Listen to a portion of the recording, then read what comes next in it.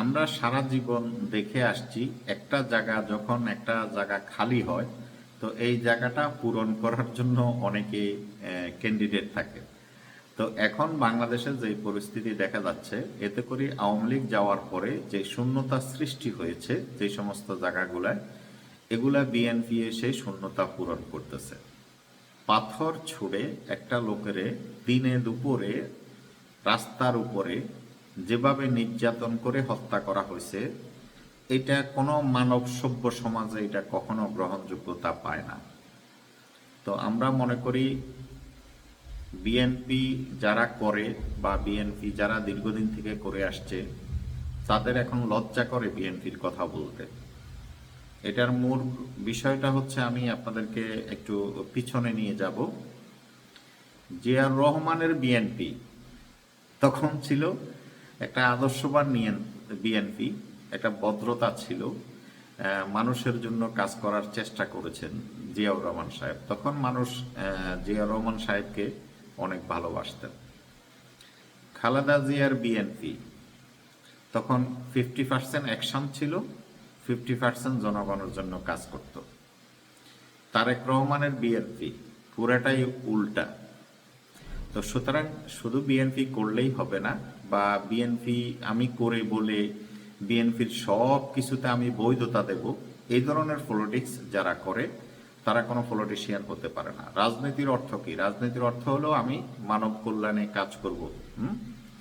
তো সেখানে যদি মানবের অকল্যাণে হয়, দলের কল্যাণ করেন মানুষের কল্যাণ বাদ দিয়ে, তাহলে তো কখনো এটা একটা দেশের জন্য শুভ লক্ষণ না। বর্তমানে সারা দেশে যে হারে বিএনপি ক্ষমতার জন্য পাগল হয়ে গেছে, ক্ষমতায় না আসার আগেই যে মানুষের উপরে যেসব জুলুম নির্যাতন শুরু করছে, বিএনপির যারা দায়িত্বশীল আছে তারা চুপচাপ এবং দলের পক্ষে কথা বলে এদেরকে সাফাই গাইতেছে। অর্থাৎ যে জিনিসটা আওয়ামী লীগ করছে সেম জিনিসটা তারা করতেছে। আপনাদেরকে একটা জিনিস মনে রাখতে হবে, এই দেশে আর জুলুম নির্যাতন করে কেউ ক্ষমতায় থাকতে পারবে না, ক্ষমতায় যেতে পারবে না। সভ্যতার কোনো বিকল্প নাই। কারণ বাংলাদেশে অনেকগুলো দল, অনেকগুলো গোষ্ঠী বাংলাদেশে আছে যারা সন্ত্রাসের বিরোধিতা করে এবং সভ্য শান্তভাবে রাজনীতি করে। এরকম অনেক দল আছে।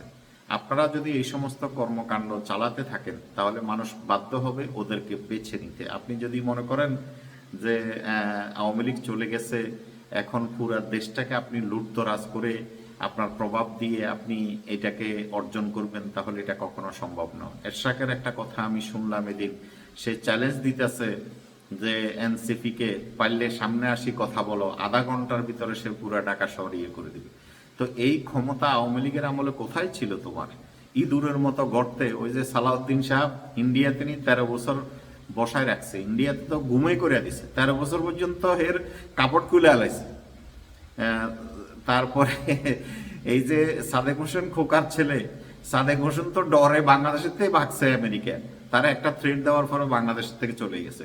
তো এইসব নেতা বিএনপির এখন যারা লম্বা লম্বা কথা বলে, বড় বড় কথা বলে, এইসব নেতাগুলো আওয়ামী লীগের সময় কি করছে, কি অবস্থায় ছিল, কিভাবে তেল মাখছে, এগুলা তো জনগণ জানে।